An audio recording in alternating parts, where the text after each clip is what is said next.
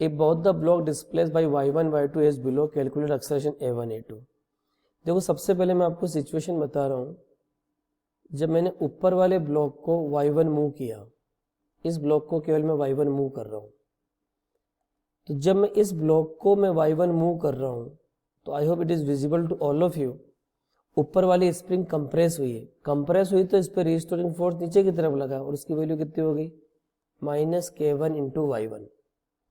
अब नीचे वाली स्प्रिंग यहाँ से इलोंगेट हो रही है, यहाँ से इलोंगेट हो रही है, तो उस पर भी रिस्टोरिंग फोर्स लगेगा, वो भी नीचे की तरफ लगेगा। कितना लगेगा, -k2 into y1।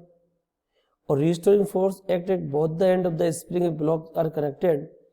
We know here restoring force will be same, that is k2 y1 but in upper side.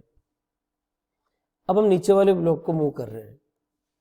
अगर मैं इस सिचुएशन को नीचे वाले ब्लॉक को मूव करके आपको समझाऊं, अगर इस ब्लॉक को मैंने y2 से ऊपर मूव किया तो of course restoring force will generate toward downward side, that is given by -k2 into y2 and restoring force act both the ends. तो यहाँ पे भी रिस्टोरिंग फोर्स उतना ही लगेगा बट अपोजिट डायरेक्शन में लगेगा, k2 y2। अब हम रिस्टोरिंग फोर्स जो m1 पे लग रहा है उसकी हम बात कर रहे हैं।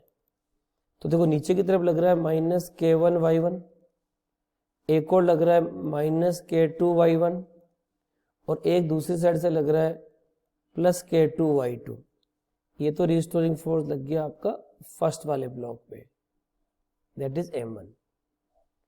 अब जो रिस्टोरिंग फोर्स सेकंड वाले ब्लॉक पर लगेगा m2, उसकी वैल्यू क्या होगी, k2 y1 upper side -k2 y2 lower side.